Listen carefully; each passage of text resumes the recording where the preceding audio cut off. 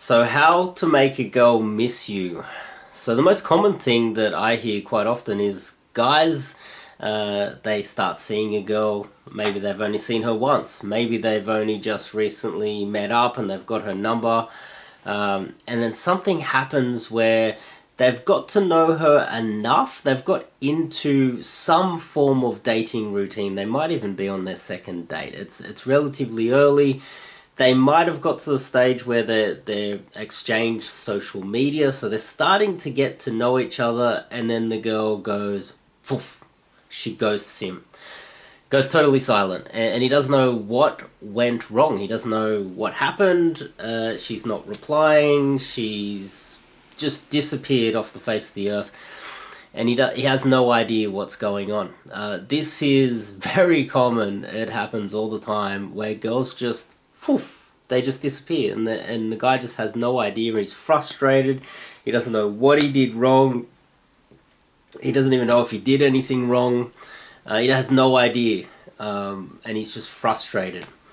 So I'm going to give my take on this, but before we kick it off, I'm Dave, and this channel is dedicated to giving you no bullshit, novel dating advice for the modern man. My book is now up for sale, and if you want some one-on-one coaching with me, just fill out the quiz and see if we fit. We're a good fit, and we can get on with one-on-one coaching together. Fill that out in the description. So, she's ghosted you. It's gone quiet. You have no idea what's going on. You don't know.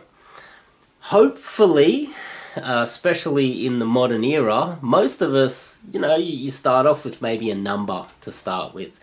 That number is usually connected to some sort of social media. Usually we get in contact, you get to know someone, you start off a little bit.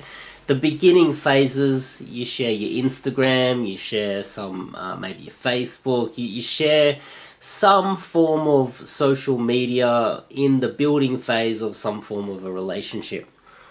Now let's just assume that you're at that stage, which is very common. Even if you're on the first date, then it gets to the point where, okay, well, we met, you met her in a bar, or you met her through a group of friends, or it was through cold approach, you approached her, day game, you got a number, and then you've gone out on a date. And then it's got to the stage where you've shared some social media, and then she's ghosted you and you don't know what went wrong. One of the best strategies, and I know this is a bit of a cliche, is to have the best revenge is a good life. A lot of people say that, but it's not so easy to do, is it? It's tough when you're in this situation. What does work, and what has worked in the past for me, and I'll tell you a little story. So for instance, I met a girl, this was quite a while ago, it's probably a decade ago. I met a girl through cold approach. It was in the mall. We exchanged numbers, and then I texted her. She replied once or twice, and I invited her out. She just went silent. Radio silence. At that point, there was nothing I could do. I literally deleted a number and moved on. 2 weeks or more later, I get a reply from her, and then we eventually go out on our first date. Because she ghosted me and went quiet in that little period there, I realized this is a bit of a unreliable girl. Maybe she's got a lot of options, and it turns out she had done a little bit of modeling. She had a bit of an ego. She had a lot of friends around that were always wanting to hang out and go clubbing with her, so she did have a lot of things to do. So on the first date, I ended up, we just went to dinner, and then I literally just invited her back to my place. We went back to my place.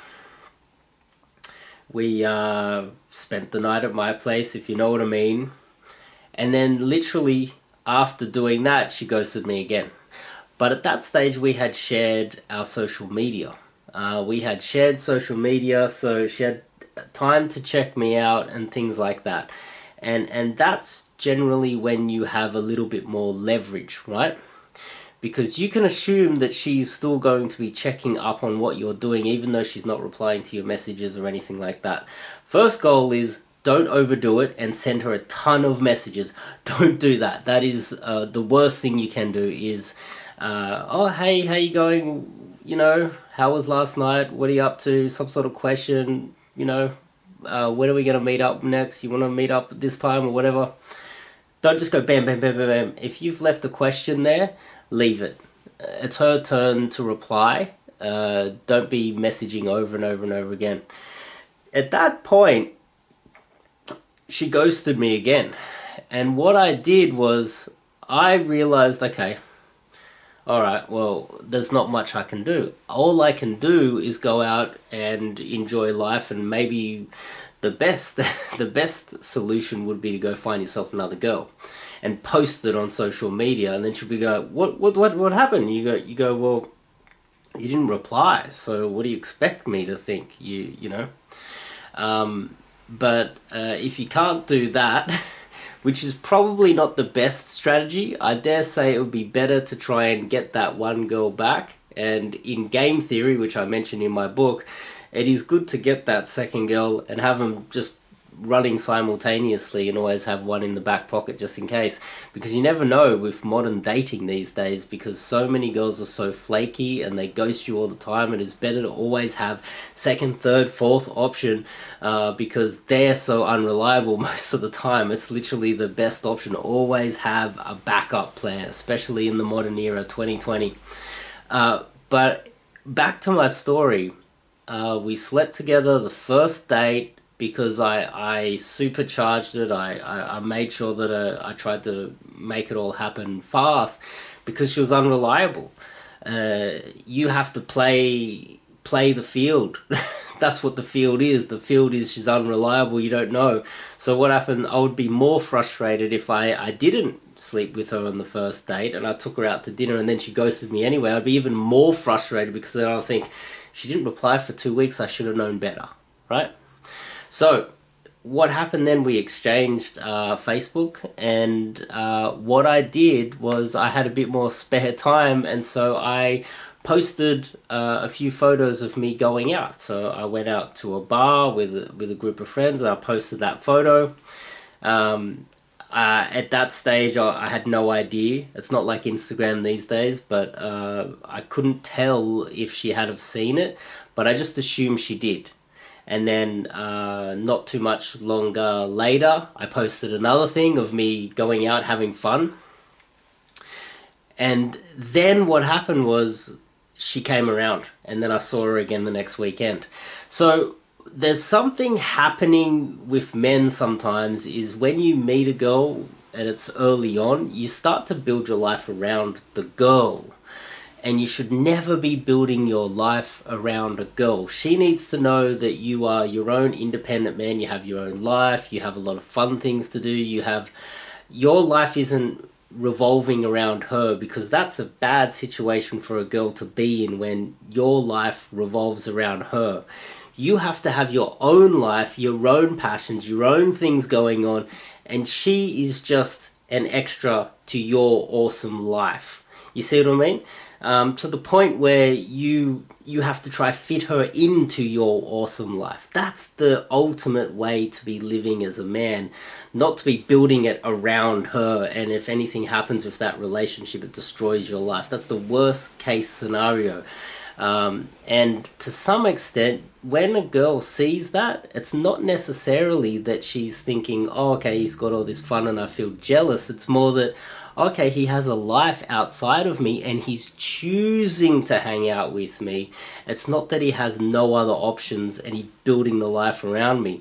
You see, this is the worst case scenario for a girl, to have you building your life around her, and that's really what's going on.